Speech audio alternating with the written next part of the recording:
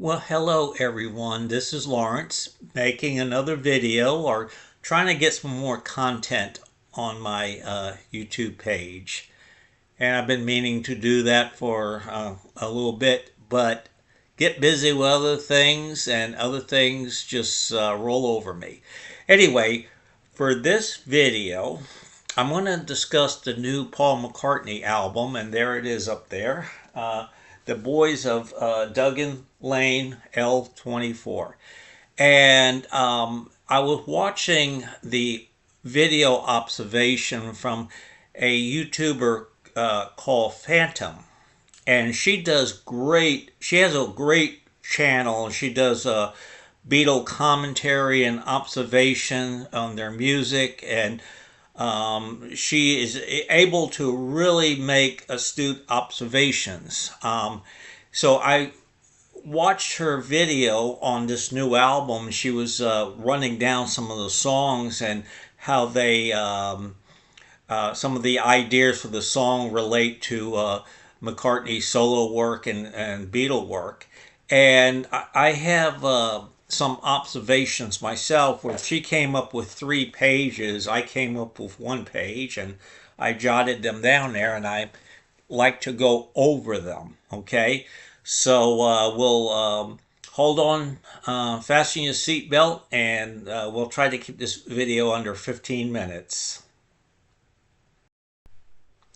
Okay, my first observation is the opening track, As You Lie There.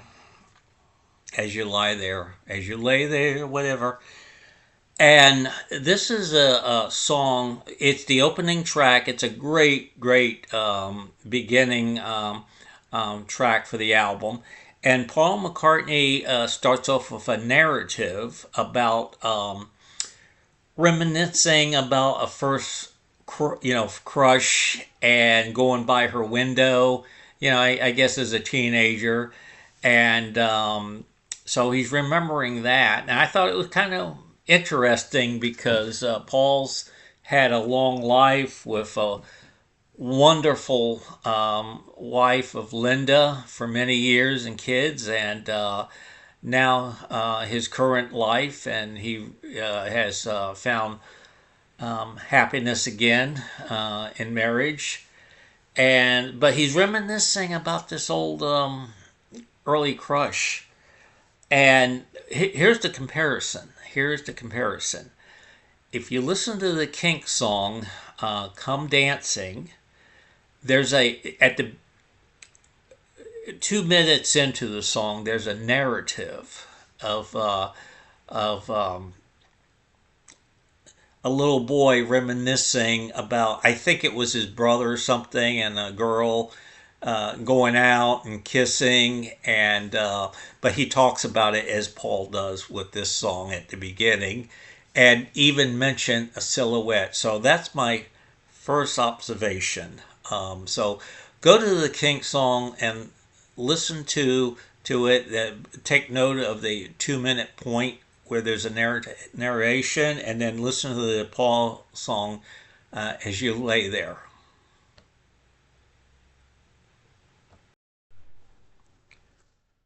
Okay, my second observation is the next to the last song on the album, called Down South.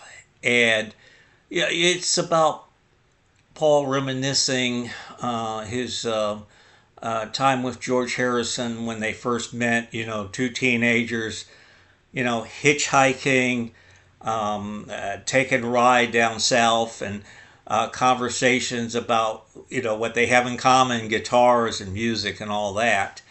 And I thought to myself, where did I hear this theme before? And oh yes, the Beatles, the two of us riding postcard.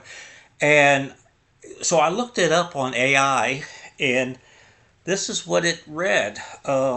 Yes, both tracks are stripped down acoustic driven tunes that reflect a deep personal bond and early adventures before he became famous. The Two of Us is famously about his early trips with Linda, while Down South is an affectionate musical letter about his hitchhiking trips, he took as a teenager with George Harrison. Both songs feature the cozy, conversational, just two mates on a journey atmosphere.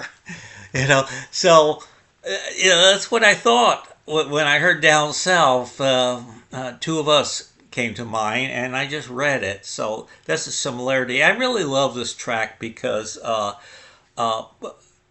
there's been a lot of conversation about Paul's, old man, weathered voice. And to me, it's no big deal. But his vocals are really strong here. It's just a acoustic guitar and a little lead that comes in with the melody line. And it's just a great track. So I just wanted to point out that similarity.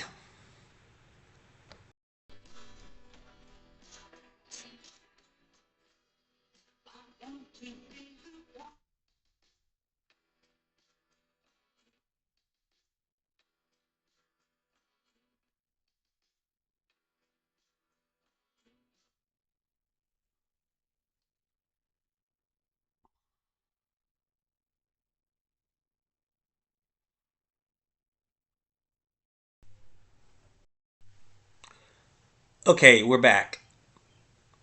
My next observation, and it's probably the most noted one that I've picked up on, and for the song Seldman Saint, with the use of brass instruments, and I looked this up, and AI confirmed this.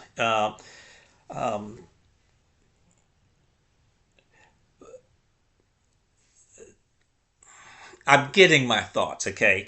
Um, Seldman Saint uses this distinct instrumental textures to create an atmosphere of the time. That is the use of jazz swing instruments and horns, the brass, okay? And Don Henley, his song Sunset Grill, he does the something very similar, the use of synthesizers to bring in a kind of cinematic film noir drama atmosphere. Okay, um, except for the Henley song, he really doubles down on it and just keeps going at it toward the end. Where Paul's new song, Sailman Saint, it's done for a much shorter time, but still similar effect. Okay, so your observation is correct. Paul McCartney, Sailman Saint, and Don Henley Sunset Grill use distinct instrument textures to effectively transport the listener to a specific time, place, and some cinematic mood. And I already said that. Paul, of course, acoustic guitar, then swinging war era jazz, horns, brass.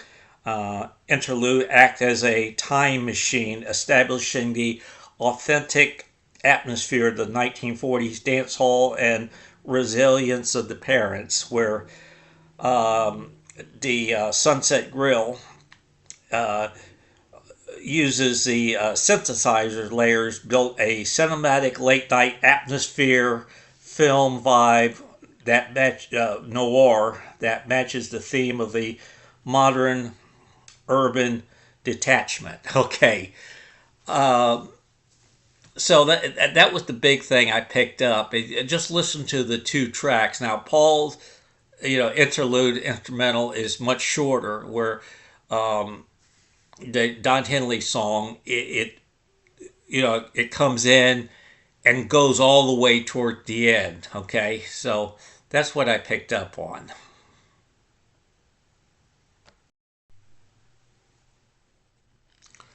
Okay, my last observation, and it's the closing track for the new Paul McCartney album, "Mommy Gets By." It kind of goes back to the Lady Madonna theme of a woman, who's struggling with this and that in their daily lives, who's underappreciated. She's raising kids, has a lazy partner, and same thing with Mommy Gets By. So while the music is totally different between the two songs, it seems like there's a reoccurring theme, and Mommy Gets By is a spiritual relationship with Lady Madonna. And there's one more observation about it, and I'm going to pause for a second, come back with that. Last observation, with the last song on Duggan Lane, Mommy Gets By. I already made one observation about the song, and here's the second one. When I listened to the slow intro, the piano, and the bit of orchestration, I thought of the Tom Petty song "Wake Up Time," which is the closing track of his Wildflower album, and of course this is a closing track too. And they both starts off with the slow piano and the same kind of pacing of the lyrics before going off in different directions. And Mommy Gets By, if you look the piano, it had kind of a 1960s, 70s daytime soap opera theme to me. That's what I kind of picked up on, and that's not a bad thing. That's a very good thing. It's a wonderful piece of music.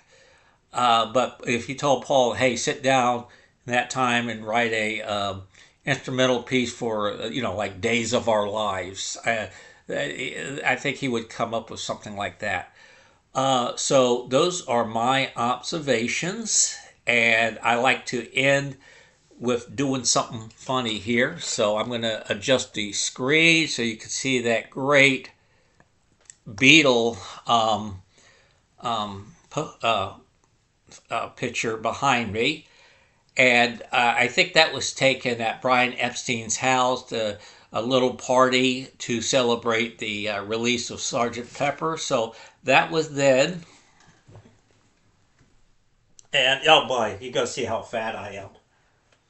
We'll take the new Paul McCartney album and put it there, and I'm holding it up. Ha ha. From Peppers to Dungeon Lane.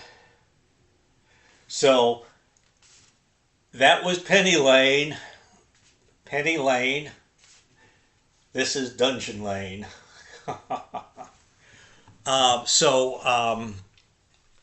Those are the additional observations I want to share with you, and I will post Phantom's link to her observations about this album. She has a great channel. If you haven't discovered it, go to it, watch her videos. She's a musician herself, which lends a lot of credibility, and she's very smart, and she's funny too.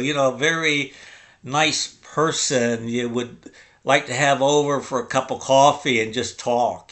So I hope you enjoyed this video. I'm going to do a full review of this album. So toodaloo for now. Bye-bye.